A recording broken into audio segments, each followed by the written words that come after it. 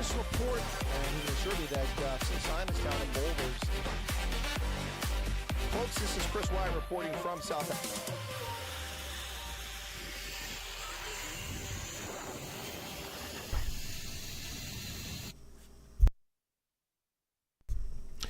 Good morning, folks. It is Friday, September 13th, 2024. Ouch.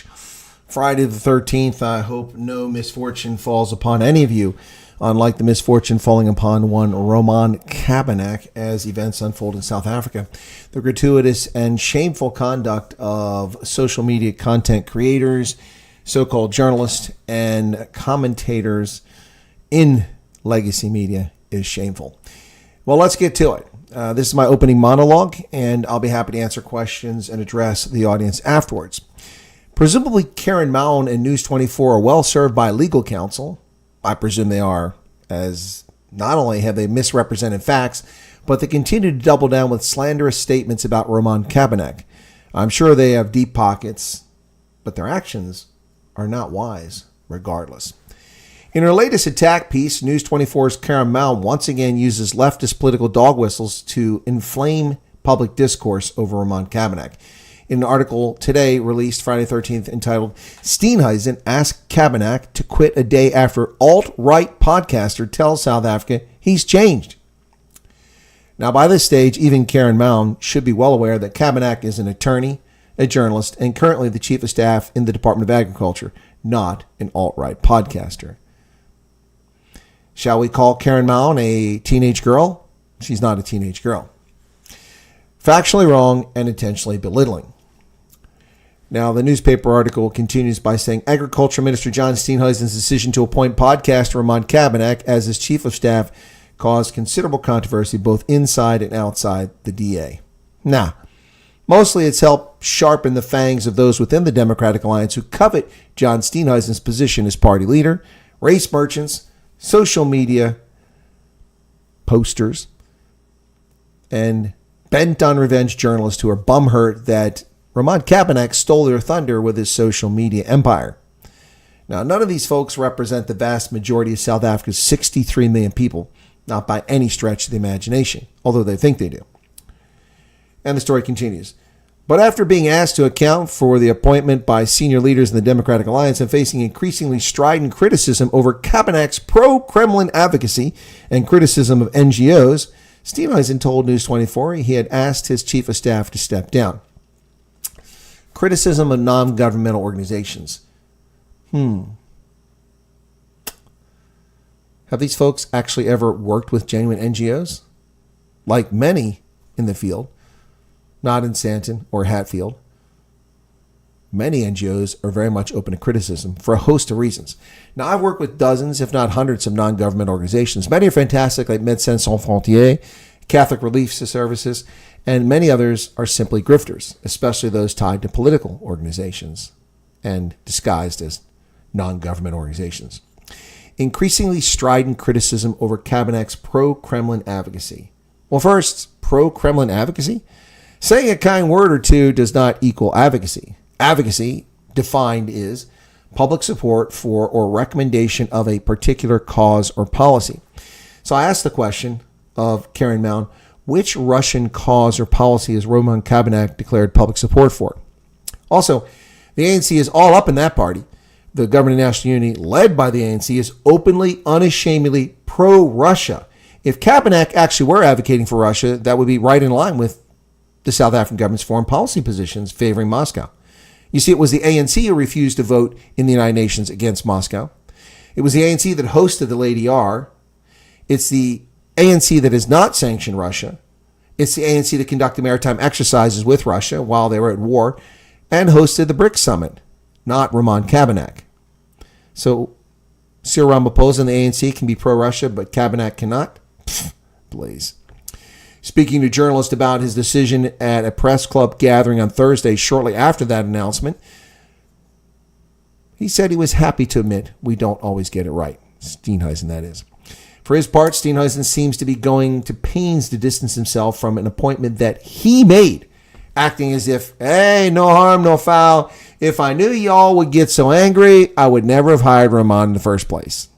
Except John, you did hire him, knowing full well the controversy it would stir, regardless of whether he's innocent or not.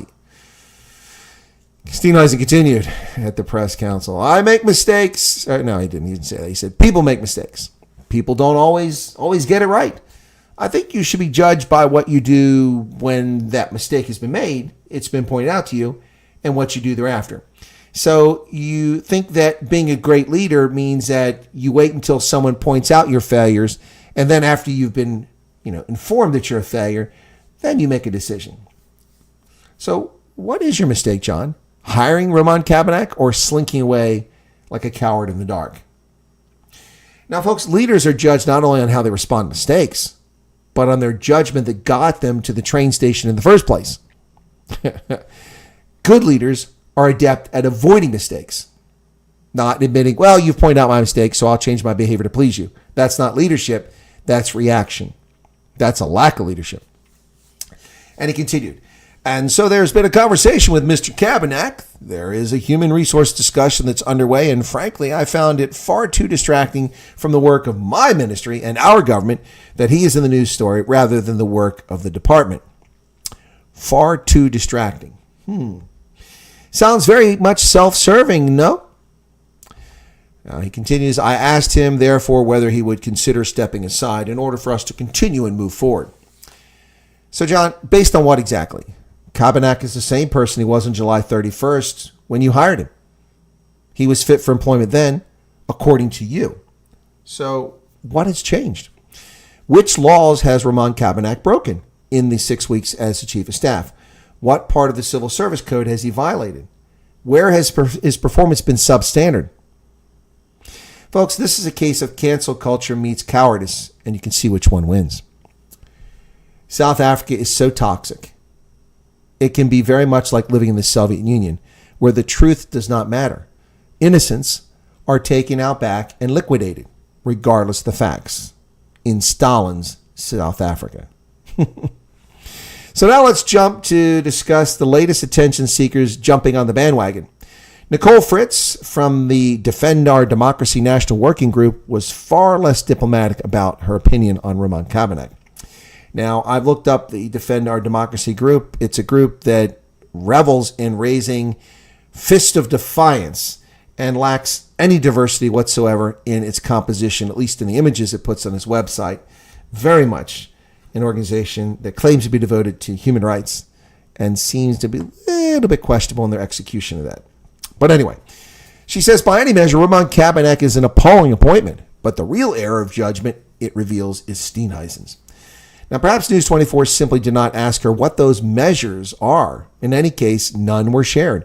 So we have no basis to go other than her opinion, which she doesn't substantiate. Unquestionably, Cabanac has to go, but Steenhuisen will have to explain beyond trying to undo this appointment how it is that he wins and safeguards public trust in his judgment when one of his first, and one assumes, most significant acts, his chief of staff presumably having to be his most trusted aide, was so obviously and spectacularly at odds with the GNU's statement of intent committing to uphold the fundamental values of our Constitution. To which I say, really? Which values is she referring to? Freedom of speech, of the press, of assembly, of religion? I don't recall when Roman Cabanac ever opposed any of those. Or is she simply upset that he has frequently, before he began working in the government, criticized the ANC and its pervasive failures? Well, the DA has also repeatedly criticized the ANC, as have the Inkatha Freedom Party, the Freedom Front Plus, and the Patriotic Alliance, all members of the Government of National Unity. Former DA employee and political commentator Gareth Van Onselen offers his own 4 reasons that Cabanac has to go. First, Roman is, by his own admission, a conservative. He's on record as saying the state is more important than the individual, and he's enamored with group thinking. This is anathema to liberal thought. Come again? A conservative does not believe for a moment that the state is more important than the individual. That argument is nonsensical. He's enamored with groupthink. Okay, I'll bite. How exactly, Gareth, is he enamored with groupthink? You don't explain that. What Gareth Van Onselen is doing here in the leftist drivel of wokeism is trying to equate conservative with fascist. That's what he's doing here. There's a dog whistle here. A conservative is not a fascist. Fascists come across the political spectrum. The National Socialist Party, leftist fascist party. Soviet Union, leftist fascist party. Mussolini, leftist fascist. Unbelievable. Well, actually, he's kind of to the right. Whatever. Anyway, so I think Gareth von Onselen is very confused about where concepts and doctrine lie on the political spectrum. Classical liberalism is what led to the recognition of natural rights and later so-called human rights. State control is what is anathema to liberalism. Yeah, it is. What these folks think is liberalism is not liberalism. It's leftist control of the country. Leftists love state control. Ironically, those considered conservative today tend to be the strongest guardians of liberty and classical liberal ideas. The Democratic Alliance and the ANC absolutely love state control. They're not liberal, but further to the left. Now, the ANC much further to the left, but both are further to the left than classic liberalism. Second, Gareth continues, and being charitable, he says a great many offensive things, sometimes to be provocative, sometimes because he believes them. Sometimes because he believes them. But the combination is a raft of public positions that are bigoted, whatever the explanation. Well, there's some merit to this comment, but Onselen's point is not relevant. Roman Cabanac has made no such comments while employed by the people of South Africa. None of his previous comments were criminal. They just hurt Gareth's sensibilities. If Julius Malema can call for the slaughter of whites, well, not just yet, mind you, why does he find Roman Cabanac such a threat? Julius Malema has actually threatened to murder white people. We saw him. We saw the interview. Not just yet, he said. And third, he says Roman Cabanac is not an expert in agriculture. To which I say, are you an expert in agriculture? That is, Gareth? Well, I am. I'm an expert in agriculture. I was a farmer. And I'm also a highly successful chief of staff of a 60 billion rand global program with thousands of employees in multiple countries around the planet. Now, I wasn't an expert in every facet of our enterprise. That's not even possible. But I was a leader. And we got the job done. Cabanac does not have to be an expert in agriculture. Now, knowledge of agriculture certainly can be beneficial, but expertise? Pfft. Virtually no ANC minister, let alone their chiefs of staff over the past 3 decades, have been experts in anything other than failure, race hustling, and corruption. Gareth continues. Fourth, and flowing from all of this, is what this says about the DA and its leader. That the leader of the DA is willing to appoint a hardened conservative, hostile to liberal thought, not suited for the position, and whose purpose has been for years to provoke and offend, defies reason, has understandably now damaged the DA's brand. A hardened conservative, hostile to liberal thought. Now, von Onselen is arguing facts not offered in evidence here. Conservatives are not hostile to liberal thought. Hell, for that matter, today, they're virtually the only defenders of it. That's just nonsense. What conservatives are hostile to is woke nonsense. Von Onselen seems to conflate wokeism with liberalism. The two are diametrically opposed, to borrow a line from Gareth. Cabanac is not he's not even a genuine conservative, but actually a libertarian in many respects and an advocate for monarchy, a confusing mix to say the very least. And there you have it, the latest attack article coming from News24 against Roman Cabanac. The demented obsession of News24 and Daily Maverick, who seem to be very much in concert in their attack ads, or attack stories, I should say, purely op-ed pieces disguised as news, offensive comments, dog whistles from the left side, alt-right, conservative right-winger, podcaster, whatever. All these things are clearly meant to insult and belittle and damage the character and reputation of Roman Cabanac. Let his statements speak for themselves. The problem is that when they ran the statements, they didn't really speak for themselves. The only people that were offended were black supremacist DA leaders and the media. Not any real people were actually upset that he mentioned Bantu and talked about Bantu proclivity towards monarchy. Is that in denial?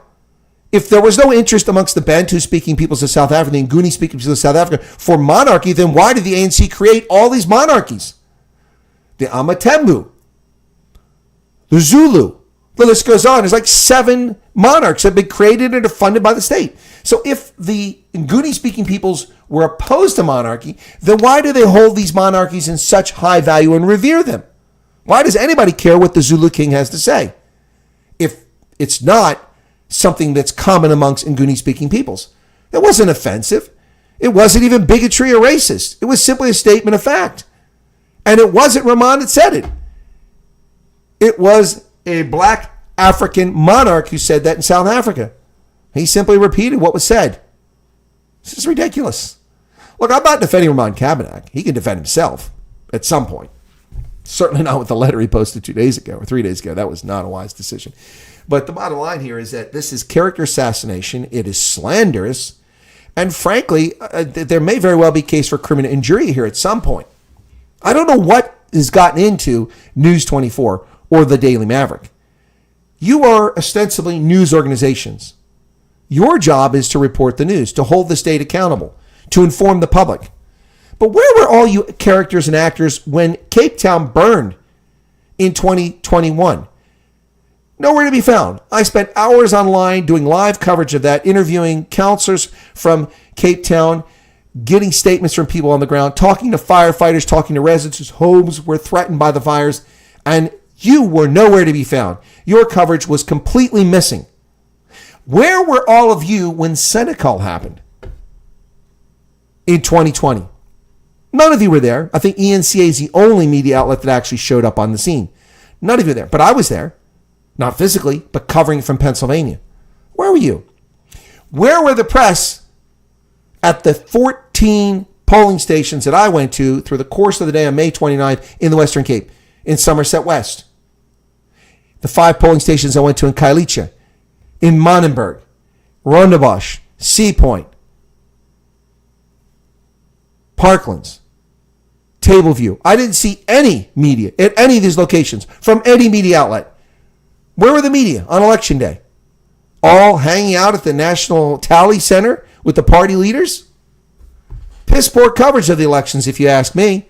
I gave better, more comprehensive and extensive and honest, objective coverage of the elections on May 29th than any of these outlets did. And also, by the way, I got it right.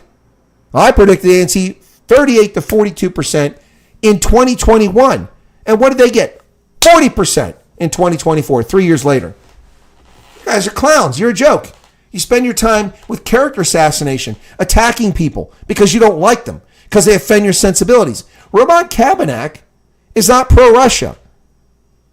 He went to Russia. So did black journalists. You don't call them pro-Russia. Cyril Ramaphosa licks the boots of Vladimir Putin. The ANC refuses to vote against Russia when it invades Ukraine. They do maritime exercises with a sanctioned Russian military off the coast of South Africa. Who is the pro-Russia people here? It's the ANC. And who's in bed with them? The DA and the Freedom Front Plus and the IFP. Take your pick. So even if Roman Cabanac was pro-Russia, what's your beef, Karen Mound? What's your problem, Daily Maverick? He's simply in line with the foreign policy of South Africa. Ridiculous. This is ridiculous. This is pathetic. People are unbelievably useless. Journalism is so sad in South Africa. It is truly sad. All right, folks, I've had my opening monologue. I've spent about 3 minutes sort of ranting after that about it. Let me see what people have to say in the chat at 1:33 on the East Coast here in the U.S. Stephen Van Vyk says, good morning. And Clive Streak, Friday, yep. Bernard is here, Nick Groves. Bernard says, defend our democracy, and he laughs. Exactly. Defend our democracy. Yeah, exactly right. When I looked at their website, I laughed as well. Yep. Roman, what's this? Roman, what happened there? Something just jumped on me there. 2 Roman, 3 Proven Dead. Oh, there's a super chat. Thank you for that, man.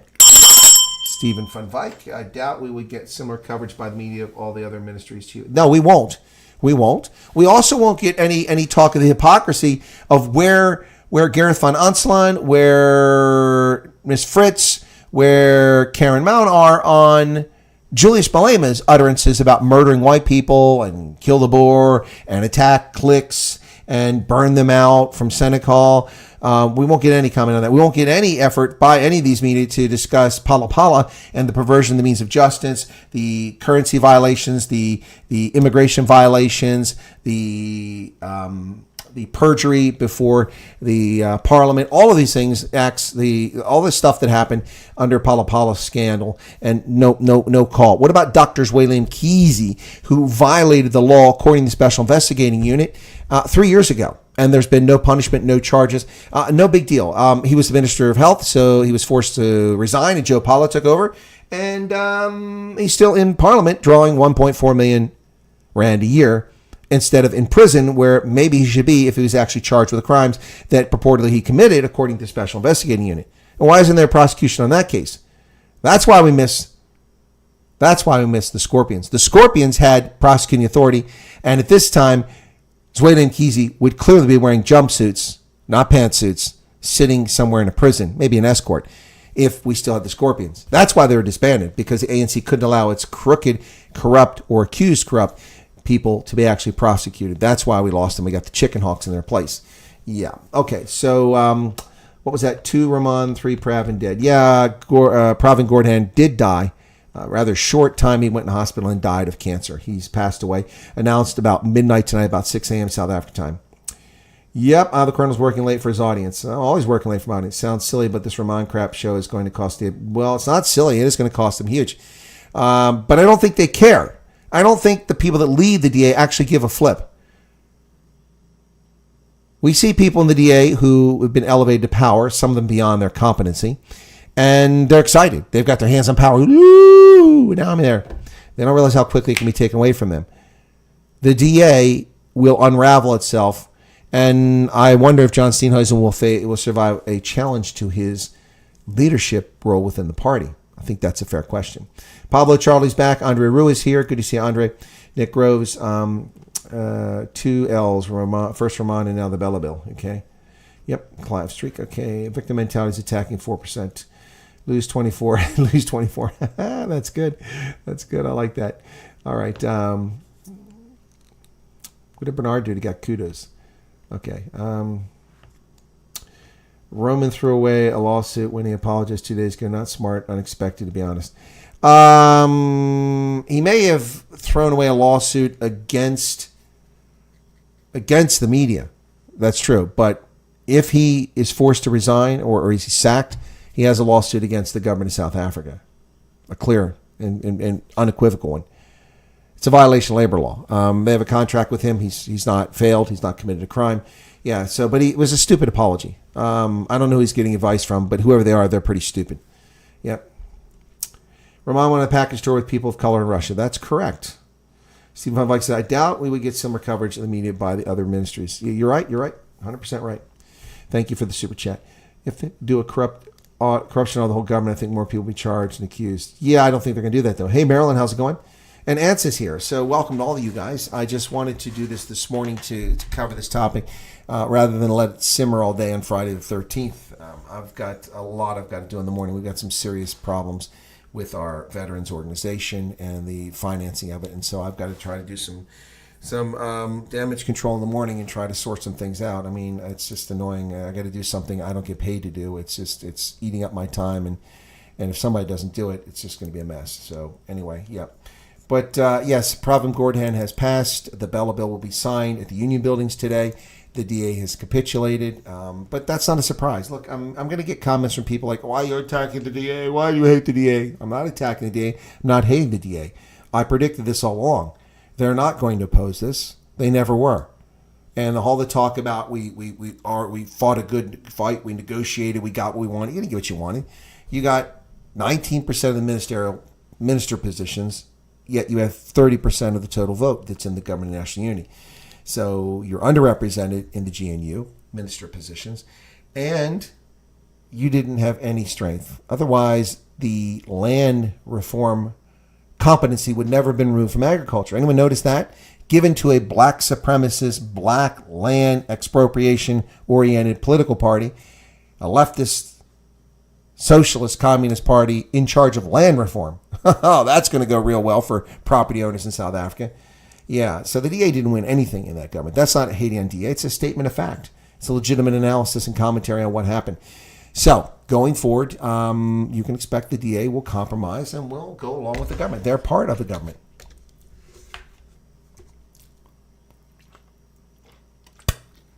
Bernard says the DA is spineless. We've known that for a long time. And John will be shown. I mean, look, when they took down the election posters in KZN, Stephen von Veit just gave 70 Rand. This is why I'm not a DA voter. I read their manifesto and realize they're just ANC light and slightly less corruption, making them more dangerous. Yep. Yeah, they are. Slightly less corruption. I mean, look at this guy, Boy, in Cape Town. Oh, but we have to give the DA credit because they forced him to resign. He stole money and took gratuitous gifts in their midst. What kind of oversight do they have of this? Look, if it happens once, okay. But this wasn't exactly just a member of the council doing something. This was a guy that had pretty significant human settlements was responsible, wasn't he? And it's not the first time. We also saw this in in Mossel Bay. I've seen this elsewhere. So, look, no party is perfect, and I'm not attacking the DA because parties aren't perfect.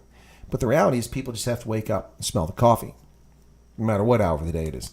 But yeah, Bernard, the DA is spineless, hence the reason for a jellyfish in my video this morning about the Bella Bill. If you saw that, this chair is really torquing me off here. I spent a lot of money on this chair last year, and it's already fallen apart. But yeah, that's why I put a jellyfish on that label for the video about the Bella Bill. And he will be shown to be a weak leader. Well, I think he's always been a weak leader. He's put forward a front that he is a strong leader, but I don't think so. I've told you. And it's not just him. I mean, you know, the heyday of the DA was Helen Zille. When she was mayor of Cape Town, the best mayor in the world, then she became the leader of the DA and rose to heights. She became the premier of the Western Cape, and they went after her. But the DA reached its zenith in 2014 when 4,004,000 people actually pulled a lever for the Democratic Alliance. Since then, they've been in retreat. Musi Maimane lost votes. John Steenhuisen lost another 115,000 votes, and now they're 550,000 fewer votes than they were, or 500,000 fewer votes than they were 10 years ago when the electorate was smaller. And they've lost 500,000 votes, 15% of their vote total. They should be at 30% of the electorate now, even with the declining numbers of people voting. They should be at 30%, but they're not. And why is that? A whole lot of reasons. A whole lot of reasons. Wonder what Zill's position on this is as DA federal chair. Well, we've seen her comments on Ronaldo, which have been a little suspect if you ask me. But we'll see what happens with Roman. But yeah, I don't disagree with you, Bernard. If you watched my video from yesterday, I said that I doubt John Steenhuisen will survive a leadership challenge. Now, I don't know how that works in the DA. Can people challenge the leadership at any time? Can you have a vote of no confidence in your DA leader like you can in the president or the mayor? Well, if you can, he better watch out because people are leaving his standard. Maybe they're not. But here's the other thing I mentioned in my video. It's amazing how often we see unnamed, well-placed sources tell us this, that people in the DA are upset. Well, who are these cowards, these unnamed, well-placed sources that are wusses who are afraid to put their name next to their comments? These are spineless, shameful people who have no business serving a government when you're that cowardly.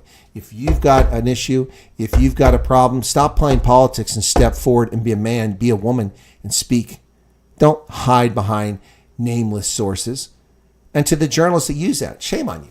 I'm going to talk to nameless sources unless it's something that's not directed at someone personally. It's whistleblowing. That's different.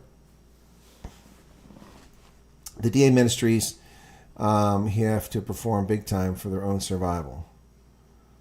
The DA doesn't have infrastructure. The DA doesn't have home affairs. They have education and agriculture. They have communications as well. But I'm sorry, they do have home affairs. My bad. They have infrastructure?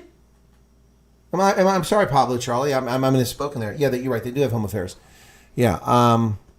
They have infrastructure? Maybe I missed something. I must be tired at 1:44 in the morning. My apologies. Mega Peterev says somebody wants to stir the pot. Oh, they definitely stir the pot. That's what's going on. Lots of pot stirring going on here. So sorry, Pablo Charlie. I misread your comment there. Yeah, so look, I don't know what to tell you, but clearly there is an agenda here, and I think that I spelled out very well in my video yesterday, which did very well yesterday, but it seems to have died off. I was hoping it would pick up this morning, but that doesn't seem to have picked up at all. That's YouTube. But there's a really strange thing. Oh, no, it's picking up now. Okay, there it goes. I was going to say it should pick up in the morning and start going again. So, Yeah, it's picking up, but not as fast as it should. Yesterday, every hour, I was getting like 1,000, 2,000 views an hour. Yeah, so it's slow now. But that means that it's not really growing. It's just people who watch my channel. It's not being introduced to new people. Shame on YouTube. You should be showing new people this. Anyway, it's just, it's, I don't know. It's, what can I say? It's really sad. In my video this morning, or my comments, I talked about Soviet-esque. It really is Soviet-esque. I mean, the truth doesn't matter. It's whatever the media tells you the truth is. That's like living in Budapest in 1956, or Prague in 1968, or East Germany in 1953, or the Soviet Union anytime from 1922 until 1985. It's insane, absolutely insane. The truth doesn't matter. Who cares? We'll bury the truth with you as we liquidate you, as you're a threat to the state. Well, screw the state. The state is simply an organization authorized by we the people who form governments for our mutual benefit, not for your self-aggrandizement, craving political power, and self-enrichment, which is what politicians seem to think it's all about. Many of them. Mary Sinclair says the government national unity never fails to disappoint. Not a week of calmness with this. Well, there hasn't been any major issues with the government of national unity. We get some splashes from Home Affairs and competence. We get some splashes of competence from the sports ministry, and then Gabe McKenzie opens his mouth up, and he doesn't realize what he's saying. I have told Bafana they better qualify for the African Cup of Nations and the World Cup, or they're going to see heads roll. Which is promptly fired up by the FIFA, saying that we will disqualify South Africa if Gabe McKenzie doesn't shut his yap.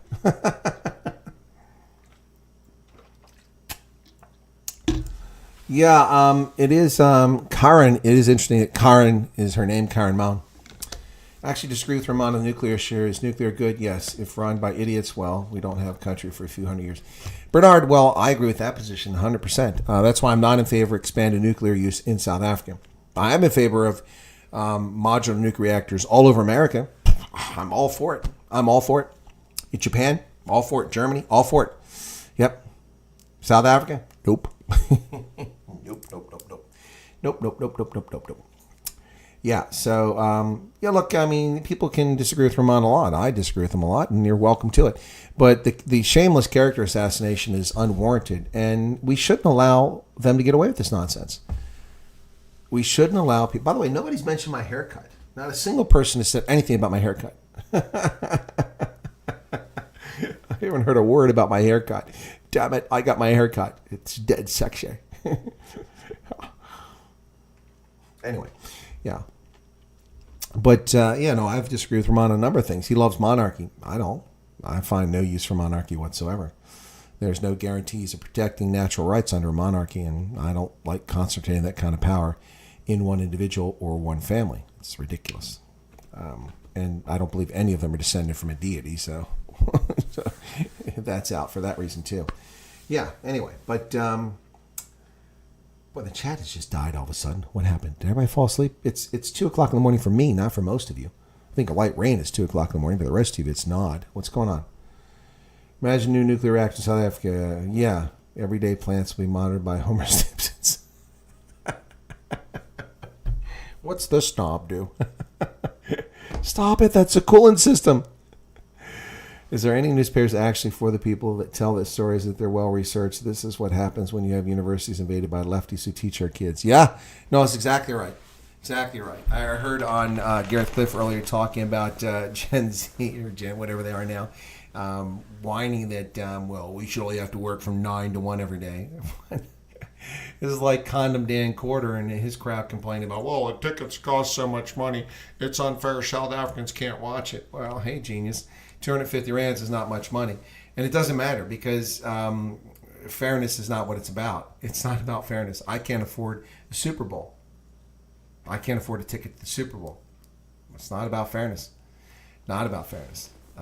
And quite frankly, sports are expensive.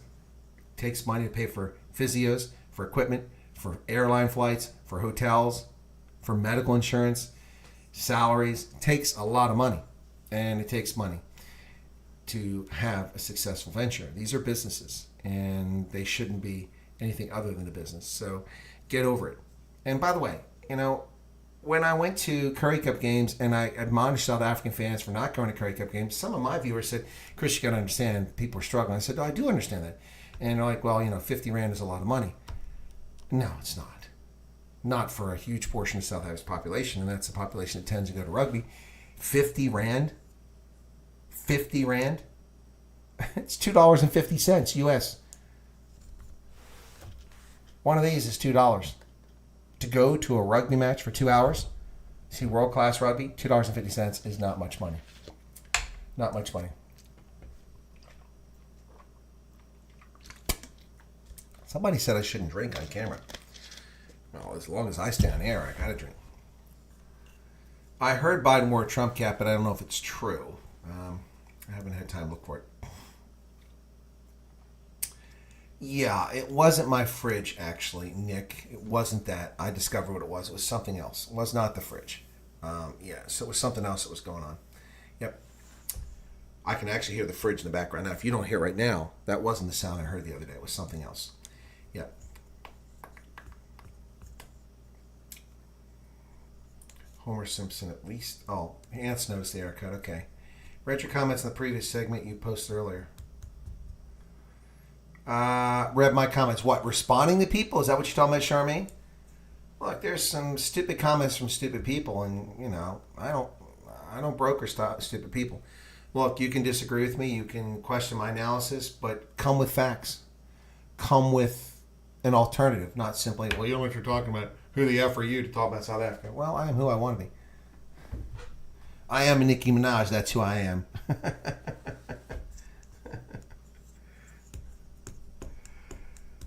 Boom, boom, boom, boom, boom, boom, super bass. Oh, you said nice haircut. Okay, I didn't see that. Laura Fenter's back. Hey, Laura. Laura loves the new haircut. Well, thank you, Laura. What about the beard? Any comments on that? The beard is shorter than it's been at any point since 2020. The beard was trimmed as well today, as was the mustache, although I think she did a poor job on the mustache. It looks kind of choppy. Yeah. The Bella Bill, cultural genocide. So what is going to happen in history? The written history, all the science and technology books written Afrikaans, the majority Afrikaans speaking colors. Well, that's what I said, Mary. It's cultural genocide, and I've said it all along, as is the renaming campaign. Andre Rue says, keep the beard. Yeah, that's right. Pablo Charlie says, I can't talk about math. I'm not a mathematician. I can't say 1 + 1 = 2. No, because 1 + 1 equals whatever the leftists tell us it equals. Grow the beard, says Andre. Well, I did for 4 years. Looking very nice and well trimmed, says Marilyn. Thank you. CNN showed Biden wearing the mag cap. Okay. Yeah, I don't know what's going on. Yeah, I think earlier today, I didn't know what's going on. I heard Andrew Wilkow when I was out earlier today running around before I got my hair cut. Andrew Wilkow was talking about, wouldn't that be crazy to see Joe Biden come out and to put his middle finger up at the Democratic Party? It dumped him by endorsing Donald Trump. I doubt that's going to happen, but that's what he was talking about. That would be pretty funny to see. But anyway. Yeah, I didn't see that. So, yeah. Anyway, yeah. So, Pravin Gordhan, twice finance minister, struggle veteran, public enterprises minister, has passed away at the age of 75. That was announced about 2 hours ago publicly. Yeah, he just went in the hospital, so it was pretty bad. Do I think the U.S. elections will be fair? I have no idea, Andre. I know that I can tell you that at the polling station where I'm the judge of elections, the election will be fair. The election will be fair, but we don't receive the mail-in ballots, so I can't speak to that. I have no confidence whatsoever in the mail-in balloting system. There's absolutely no need for mail-in ballots. None. Just looking to see if I've still got brown hair over there. Oh, yeah, see, it's a lot darker now. It is kind of close. Boy, I got that close, didn't I? Okay. You should get a beer oil sponsor, beard oil sponsor. Ship then maybe YouTube can't chat about you. Do you think the Dems will win fairly? No, I don't think they'll win fairly. The country is not. I mean, look, people cannot live. People are starving. People are suffering. I mean, really, people are eating cats. People are eating cats. Oh dear God. Oh, that's too funny. Oh, racism against Haitians. You're xenophobes because you're complaining these criminal alien invaders are in your midst. Why are you saying that? Why are you saying that? Because we don't want criminals in our midst. We prefer legal immigrants or none. Take your choice. But anyway, yeah, there it is. Oh, here we go.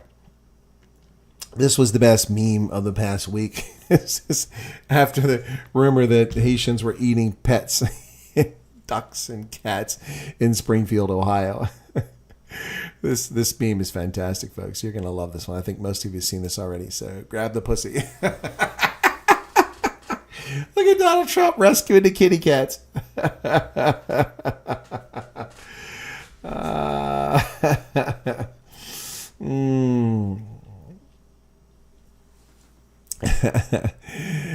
No, Kamala's not looking strong after the debate. A lot of undecided people turned towards Trump after that debate. Trump did not do well, but people found her to be arrogant, snarky, condescending, dishonest, and she lied endlessly. Most people saw through that. The problem is that the debates are not playing to many people. The debates are only playing to a sliver of people, not in the middle politically, but in the middle between left and right voters. Just a smattering of people. And so the needle wasn't going to move much in either direction unless she cratered with her cackling and her inability to answer questions. But like a trained seal being fed fish at SeaWorld, she performed exactly as a show pony should. She did what she had to and did enough. But she did make a lot of mistakes. And the irony is that everything that she said about Trump, she's like, we've got to move forward, quit looking back to the past. We cannot go back to where we were. Hey, sweetheart, we're where we are because of you and your boss. You act like you're like coming from California running for the presidency, but you've been in D.C. for a decade. You've been in the White House for 3.5 years. You fucked up this country, not Donald Trump. He got us back on the right course. And you clowns lied about everything he did. Oh, he had a Muslim ban. Nope, not true. He's a racist. Nope, not true. Donald Trump started wars. No, he ended wars. Donald Trump. He colluded with Russia. No. Donald Trump denied weapons to Ukraine. No, that was Barack Obama who only sent them bandages. Donald Trump sent them Javelin anti-tank weapons over the appeals of Democrats. Everything they say about Donald Trump that's evil, it's them. Donald Trump is a threat to democracy. He won't accept. Excuse me. Donald Trump was voted on and won the primary elections in 50 states and 4 territories by a wide margin. Joe Biden was the nominee. 14,500,000 Democratic voters voted for Joe Biden, and they just pulled it right out from under him. Who's a threat to democracy? The people who follow elections and actually participate in them, or the thieves who steal the nomination from Joe Biden and give it to Kamala Harris because they know they're going to lose? Yeah, that was a good line. Trump didn't have many good lines, but go back to the White House, wake up your boss at 4 in the afternoon, and close the borders. That was good. She does represent the arrogance of the typical coastal elite looking down on ordinary Americans. Gee, sorry, you're 100% correct. And I've got a plan. No explanation. Exactly. Well, no, Marilyn, she did tell us. Her plan is to give $50,000 of our tax money to people starting small businesses when that's not the role of the government. And her plan is also to give people who pop out children $6,000 tax credit. Not a break, a credit. So, as I said before, an average family of 4 with an income of $50,000 pays $0 in income tax. Now, let me put that in perspective for South Africans. $50,000. Your socks are going to fall off, or they're going to melt right now. Okay?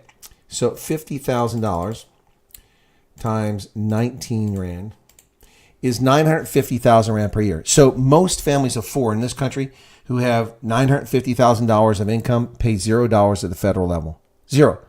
Yet our tax system is unfair. The rich don't pay enough. The rich pay most of the taxes.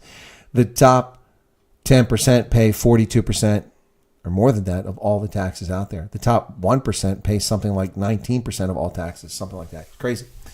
Yeah, the rich pay more than their share. It's an unfair system. It's an unequal system. It's atrocious and morally bankrupt. But it's what we have. Can I explain Project 25? It seems good. Pablo, yeah, I can explain Project 25. It's from the Heritage Foundation. It's a lengthy document, about 950 pages. I have it. I've not read it because I'm not that bored. I've skimmed through it. I've read the introduction. I've read a few pieces of parts, chapters. To me, what it is a plan by a conservative organization, the Heritage Foundation, which did the same thing in previous years, going back, to lay out their vision for how the country should be run. It's conservative, and it has absolutely nothing to do with Donald Trump. It's also not exactly criminal, nefarious, dishonest, or dangerous, all of which is, or extreme, not even remotely extreme. It's a lie. You can download Project 25. It's a PDF Acrobat file, and you can learn all about it. But the Democrats are total liars, and they try to tie it to Donald Trump because they want people to think it's extreme. It's not extreme. It's in the mainstream, very much in the mainstream. They just don't like it because his position's on abortion. But it's written by multiple authors. It isn't one overarching document written by one author or a team of authors. There's chapters all written by different people who have expertise in different areas. It's a blueprint on how to run the country successfully. There's no one who is running for office who attaches himself to it, including Donald Trump. Yep. The pestilence really screwed many people, including Trump. Yeah, exactly, Rick. Kamala's sugar rush has subsided. Rumors have it next Clinton aide has blown the whistle on Harris being prepped by suggested questions she might have to face. Exact questions asked by the mods. Yeah, I saw something earlier from it, not a reputable news site, claiming that one of the news organizations, or ABC, admitted it's a leak that they gave her the questions and that they promised to fact check Trump. Well, I don't need to see that. I can see that there's no way that she's that smart or was that well prepped for what was coming. And also, it was pretty obvious that they were intentionally so-called fact-checking. It wasn't fact-checking. It's snarkiness. Kamala was moonwalking around questions, pivoting to speeches that did not directly address the questions. Yet she won. Exactly. No plan, no policies around to move the country forward. Yes, G. Sawyer, but Donald Trump failed to knock it out of the park. If you watch my broadcast at Real Chris Wyatt, I covered it live. You can go watch that again if you want. You can see the debate again, and you can see my commentary. And as I pointed out, multiple times, Donald Trump failed to knock it out of the park. I mean, she threw a fastball, only 80 miles an hour, basically a changeup right over the center of the plate, and he missed. He swung and missed over and over again. For instance, abortion. My response, if I was Donald Trump, and I said at the time, this isn't Monday morning quarterbacking. I said it during the debate. I said, why are you asking me this question? This isn't germane. We're here to talk about the next administration, our policies. What does abortion have to do with that? Well, President Trump, it's on record that you would ban abortion. How? A president doesn't have that authority. But you did it before. No, I didn't. The Supreme Court overruled the Brown versus Board of Education, but the Roe versus Wade decision, which was unconstitutional for the 1970s. It violated the 10th Amendment of the Constitution. The powers not expressly granted to the federal government revert to the states and or the people. So the Dobbs decision 2 years ago simply overturned that. I had nothing to do with that. Nothing. And I have no control over it.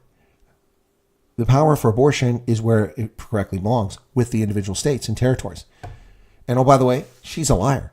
She just called these Trump abortion bans and claimed that states had abortion bans and that poor women have to get on planes to fly to other states to get abortions. Well, where the hell are they getting money from if they're poor women? They can't afford to get on a plane.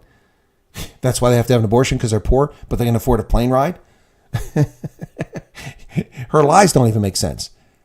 There is not a single state in the United States that has an abortion ban or a territory. You can have an abortion in every country in this country today, 2 years after the Dobbs decision. And there's nothing I can put on my desk to sign that will change that.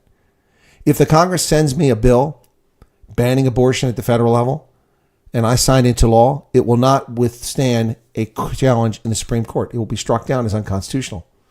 So why are we talking about this?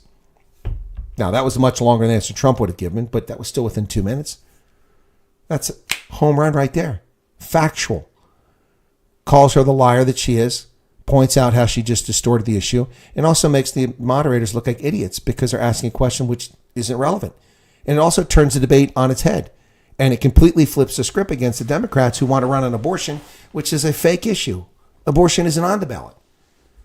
They're making it on the ballot. People are stupid enough to believe it. My rights, my body, I can murder children at will. Woo. And they also, he screwed up some things. He talked about, what the Democrats want to have, And he did say that, but then it was quickly glossed over as if he claimed it, and it was fact-checked. That's not true. But that's not what he said. He said the Democrats want to kill babies after they're born. And then that's where he screwed up because he started, and we all got lost. He's like, well, the governor of West Virginia, not the current one, he's a good guy, but the previous governor of West Virginia. No, the previous governor of Virginia on a radio show said that. Virginia. He later corrected himself. By then, the damage was done. So it was just bad. And then another time he did knock it out is when they said, it's President Trump, you have questioned the race and the ethnicity of your opponent. Do you regret that? Again, I would have said, are we here to talk about issues or what's going on here? Why do you raise that? Well, President Trump, you said it. Actually, that's not true. I didn't raise the topic. I was invited to the Black Journalist Convention in Chicago, and so was the vice president. She didn't go. I went. A hostile place, to say the least. And they raised the question. As soon as we sat down, they said to me, what is she, black or Indian? And I said, I don't know what she is. And one time she's this, one time she's that. It's not my business. And what he should have said is just said that. And he said, it's up to Kamala Harris and the Census Bureau to tell you what she is, not me. It's not my place. I don't care. How is that germane to this race? What does that have to do with our policies? What does that have to do with taxes or Afghanistan or Ukraine or monkeypox for that matter? Home run, right out of the park. Ellen says, geez, Colonel, it's 2 a.m. When do you sleep? Well, not tonight at 2 a.m. That moderator on the right annoyed me, for goodness sake. You talking about the woman? Oh, she was disgustingly vile. Remind me of Candy Crowley. Or for that matter, Megyn Kelly. Trump should have ceded his time to her and asked her to actually answer the question. Actually, Stephen, that would have been good advice, yeah. 3 against 1 moderators were not neutral. Trump handled his bias very well. Yeah, guys, come on. You got to be more objective. Trump didn't handle it well. It wasn't a disaster. If you listen to it and don't watch the debate, it sounds better. But no, I was very, very frustrated by his performance. Look, but as I said, this didn't move the needle at all. It doesn't go anywhere. It stays in the same spot. Nothing changes. Trump still leads in the battleground states, and that's where the election will be decided. As I said before the election, I currently have Trump at 306 electoral votes to her 229. So there you go. There you go. Anyway, Trump not putting money back in people's pockets with tax cuts, merely allowing those to earn money, keep more of it. Bugger all wrong there. Oh yeah, she lied about so many things. Never fact check. First off, it's not their place to fact check. That's not their role. They're supposed to moderate, not opinionate. I thought it was really hilarious when the clown tried to say, well, President Trump, you have famously denied that you lost the election in 2020, but only recently you started claiming that you actually lost the election, and he goes, sarcasm. I was being sarcastic. Well, it didn't sound like sarcasm. Well, we don't care what it sounded like to you, to dingbat. We don't care what your opinion is. Shut up, sign boy, and ask the question. Trudy Havanga, welcome. What is coward in the dark? What are you talking about? What is that? It was not 3 against 1. Allegedly, people in their earpiece also. Right, and that's right, G-Sword. At the end of the day, she didn't convince the undecided voter. But Trump missed an opportunity to crush her. Could have crushed her. Could have crushed her like a grape. That's what I'm saying. The woman moderator thought she was all high and mighty. Yeah. No, Pablo Charlie, that's exactly how she acted. She was arrogant asshat is what she was. Chantel is in Zanzibar. Be careful in Zanzibar. Pretty soon they're going to charge you a fee to go to Zanzibar, and they have this bad habit of throwing acid in people's faces. It only happened the one time, but it happened to 2 English girls. Let's hope the Overton window is changing. I think most Americans are fed up with the modus operandi. Well, Bernard, I think you're 100% correct.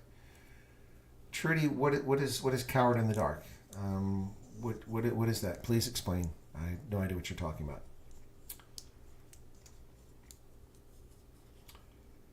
The female with the sorority sister with Kamala. She was what now? I don't think she was. There's no way. I mean, that'd be such an obvious conflict of interest. I mean, if that's true and that got exposed, I mean, that would just completely undermine the debate.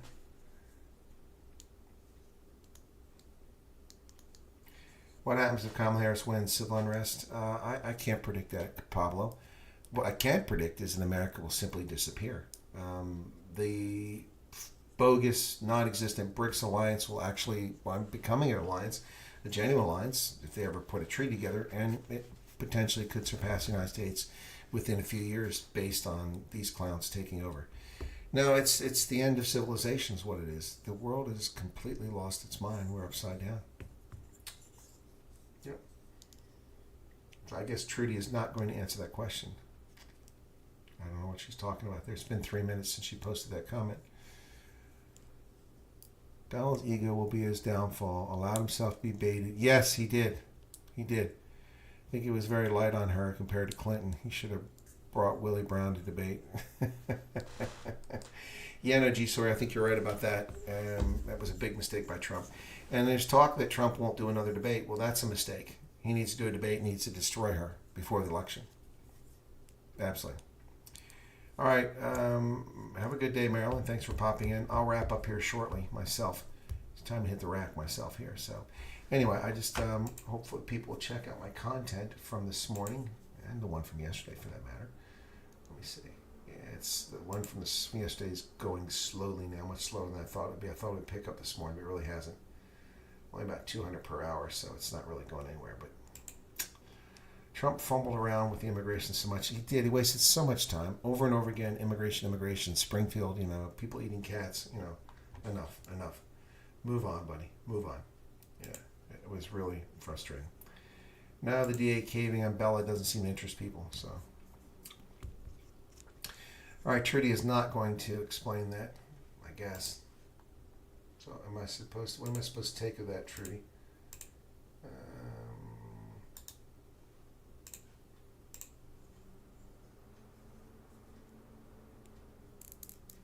Trudy has no content.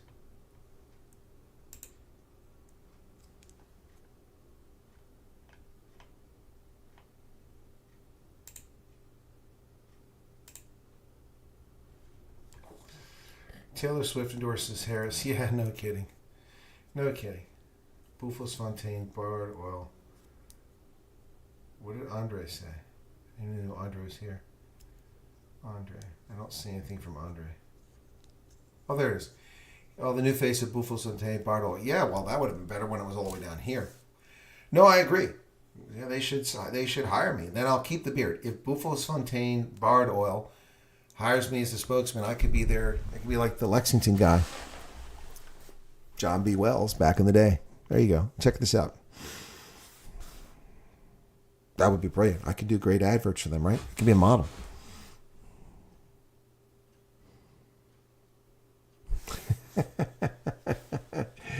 You guys should contact him and say, hey, we've got a ready-made model for you. You guys an Ectobor. Well, Pablo, it's going piece by piece. It's shorter and shorter every day. But will there be another debate? Well, we don't know, Pablo Charlie. We don't know. I mean, there's supposed to be a series of at least 3 debates, but we may not see them again.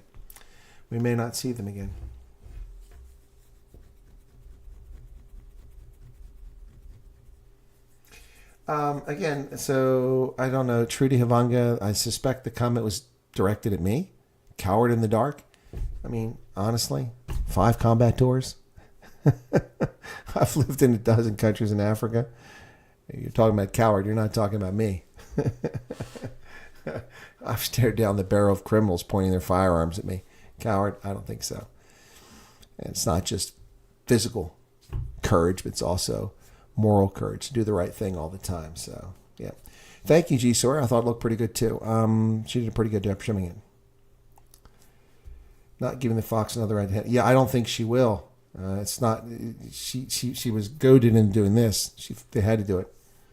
South Africa does wish it had a military, for sure.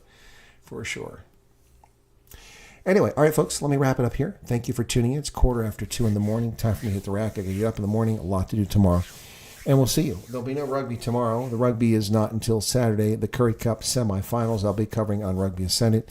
The Lions hosting the Cheetahs at Emirates Park, Ellis Park, in Johannesburg. And then after that, it'll be the Bulls hosting the Sharks at Loftus. Andre says, lekker slap. Okay. Thank you very much, everybody. Cheers, and thanks for being here. Be sure to hit the like button if you don't mind, and have a lovely, lovely day. You're very welcome, Bernard. Yes, thank you. My dedication is definitely there. Yeah. And so I get up at this hour just being insulted by one person who popped under to be a troll. Whatever. Cheers.